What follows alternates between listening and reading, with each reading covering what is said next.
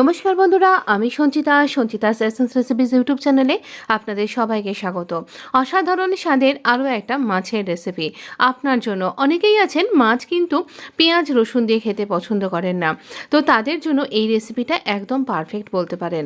আরও একটা ব্যাপার, বিয়ে বাড়িতেও কিন্তু আমরা অনেক সময়তেই মাছ খেয়ে থাকি এই রকম স্বাদের। তো আপনি বলতে পারেন অনুষ্ঠান বাড়ি বা বিয়ে বাড়ির স্বাদে এই রকম রুই মাছের রেসিপি। তবে এই রুই মাছটা দিয়ে ছাড়াও আপনি কাতলা মাছ দিয়ে, পোনা মাছ দিয়ে বা ভেটকি মাছ বা আর মাছ দিয়েও কিন্তু এই রেসিপিটা করতে পারবেন। ভীষণ সুন্দর খেতে হবে, অনবদ্য স্বাদের হবে। তো আমরা নিয়েছি একটা বড় টমেটো, দুটো কাঁচা লঙ্কা আর এই রকম পরিমাণ আদা। তো এটাকে স্মুথ পেস্ট তৈরি করে নেব। সেকেন্ড পেস্ট, এটা ইয়েলো মাস্টার্ড নিয়েছি একটু বেশি করে, পোস্ত নিতে হবে এই রকম কাজু, আর এই একদম সামান্য একটুখানি ব্ল্যাক মাস্টার্ড। তো এটারও আরেকটা পেস্ট করে নিতে হবে। এখানে 6টা মাছের জন্য এই পরিমাণ মশলা। তবে কাঁচা লঙ্কার পরিমাণটা আপনার স্বাদ অনুযায়ী একটু বাড়িয়ে নিতে পারেন বা কমিয়ে নিতে পারেন। এখানে আমি নুন দিয়ে দিলাম প্রথমে মাছটার গায়ে। এবার এখানে এর সাথে দিয়ে দেব হলুদ। অনেকেই লঙ্কার গুঁড়ো দিয়েও কিন্তু মাছকে মাখিয়ে নিয়ে তারপর রান্না করেন। আমি লঙ্কার গুঁড়ো খাই না, তাই জন্য, আর লঙ্কার গুঁড়ো খাওয়া পেটের জন্য ঠিকঠাক ভালো নয় বলেই আমার মনে হয় বা আমার ডাক্তার সাজেস্ট করেন, তাই জন্য আমি দিই না। এবার আপনার পছন্দ মতন আমি নুন হলুদ ভালো করে মাখিয়ে নিয়ে সর্ষের তেলটা গরম করে নিয়ে তারপরে মাছগুলোকে দিয়ে দিয়েছি। মাছগুলোকে ভালো করে ভেজে নেব। যখন মাছটা ভাজবেন তখন কিন্তু মিডিয়াম টু হাই ফ্লেমে মাছটা ভাজবেন।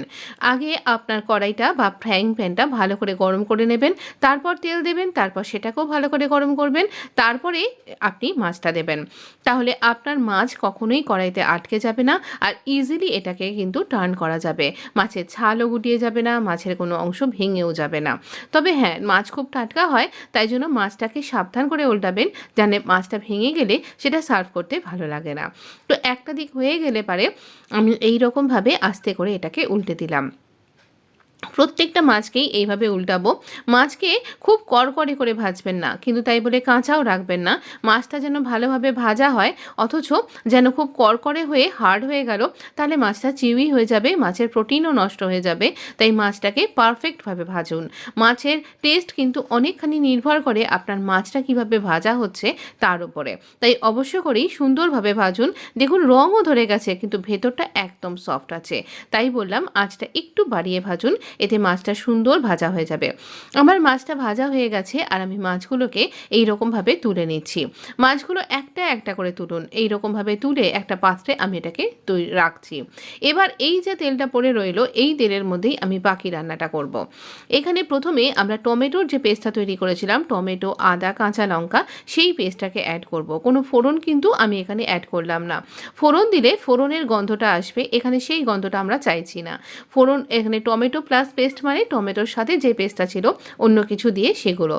এখানে আমি প্রথমে হলুদ দিলাম, তারপরে নুন দিয়ে দিচ্ছি, পরিমাণ মতন পুরোটা দিয়ে দেবেন। এবার এই সব কিছুর সাথে আমি একটুখানি এই টমেটোটাকে কষিয়ে নেব। টমেটোটার থেকে দেখবেন আস্তে আস্তে তেলটা ছাড়তে শুরু করবে, তার মানে আমাদের তখন টমেটোটা রান্না হয়ে যাবে। টমেটো খুব তাড়াতাড়ি রান্না হয়ে যাবে, আর আমি যেহেতু ফ্রাইং প্যানে করছি, দেখুন অলরেডি তেলটা ছাড়তে শুরু করে দিয়েছে। এবার ওই সেকেন্ড পেস্টটা মানে ইয়েলো মাস্টার্ড বা ইত্যাদি দিয়ে যেটা তৈরি করেছিলাম সেই পেস্টটা দেবেন। প্রত্যেকটা ইনগ্রেডিয়েন্টস কিন্তু অবশ্যই দেবেন, তবেই সেই টেস্টটা পাবেন। ইনগ্রেডিয়েন্টসগুলোকে বাদ দেবেন না, আপনি কমা বা বাড়া করতে পারেন, কিন্তু বাদ দেবেন না। এবার মিক্সির বাটি ধোয়া জলটাও অ্যাড করে দিলাম। এবার টমেটোর সাথে খুব ভালো করে এটাকে কষিয়ে নিতে হবে। খুব ইজি, আর খেতে এত অপূর্ব হয় কি বলবো। গ্রেভিটা পুরো অমৃতের মতো লাগবে আপনার, ভীষণ ভীষণ ভালো লাগবে। এক থালা গরম ভাত কোথা দিয়ে চলে যাবে। সামান্য একটুখানি চিনি দিলাম, একটা টেস্টের ব্যালেন্স ক্রিয়েট হবে। এবার সকালবেলায় যে দুধটা জাল দিয়েছিলাম, তার যে সরমালাইটা পড়েছিল সেইটা অ্যাড করে দিলাম।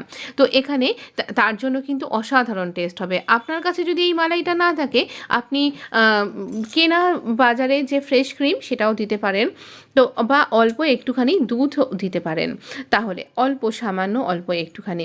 এবার সব কিছু একসাথে ফুটে উঠলেই আমাদের রান্না কিন্তু রেডি। ভালো কথা, এই রান্নাটায় কিন্তু ধনেপাতা সাধারণত পড়ে না। আমি এটাকে দিলাম। আমি এখানে ঝোলটাকে আরেকটু পাতলা করার জন্য সামান্য ওই দুধের কাপে যে জলটা ছিল সেইটা জল দিয়ে ধুয়ে দিয়ে দিলাম 2 টেবিল স্পুন মতন। তো মাছটা সেদ্ধ হবে, মাছের মধ্যে এই পুরো গ্রেভির যে সমস্ত ফ্লেভারটা সেটা ভালোভাবে শোক করে নেবে। তাহলেই খেতে ততটাই ভালো টেস্টি হবে। দেখুন ওপর থেকে তেলটা ভাজতেও শুরু করে দিয়েছে। আমার মাছ কিন্তু একদম রেডি। সত্যি বলছি অসাধারণ স্বাদ হয়। তবে ধনেপাতা দেওয়াটা সম্পূর্ণ আপনার ওপর নির্ভর করছে। এই রান্নাটার সাথে ধনেপাতাটা ঠিক যায় না। শুধু আমি গার্নিশিংয়ের জন্য ওপর থেকে একটু দিয়েছিলাম, যাতে একটু দেখতে ভালো লাগে। আর এখানে কাঁচা লঙ্কা একটুখানি ফাটিয়ে দিয়ে দিলাম 2 খানা। কাঁচা লঙ্কার গন্ধটা এখানে খুব ভালো লাগবে। তবে ধনেপাতা যদি আপনি খেতে খুবই পছন্দ করেন তাহলে দিয়ে দেখতে পারেন। আমার এই ধনেপাতাগুলো যখন মেখে খাচ্ছিলাম খুব একটা ভালো লাগেনি। এই টেস্টের সাথে ঠিক এটা যাচ্ছিল না। সর্ষে বাটা দিয়ে শুধুমাত্র সর্ষে বাটা দিয়ে যদি করেন সেক্ষেত্রে ধনেপাতাটা খুব ভালো লাগবে। সেরকম রেসিপিও কিন্তু আপনি পেয়ে যাবেন আমার চ্যানেলে। অবশ্যই একবার দেখতে পারেন। ভিডিও যদি ভালো লেগে থাকে, আমার চ্যানেলটা আপনার কাছে যদি ইউজফুল মনে হচ্ছে, অবশ্য করেই চ্যানেলটাকে সাবস্ক্রাইব করে পাশে থাকা বেল আইকনটা প্রেস করতে ভুলবেন না। তাহলে আমি যখনই ভিডিও আপলোড করব সঙ্গে সঙ্গে আপনার কাছে চলে যাবে। গ্রেভিটা কি দুর্দান্ত হয়েছে দেখেছেন?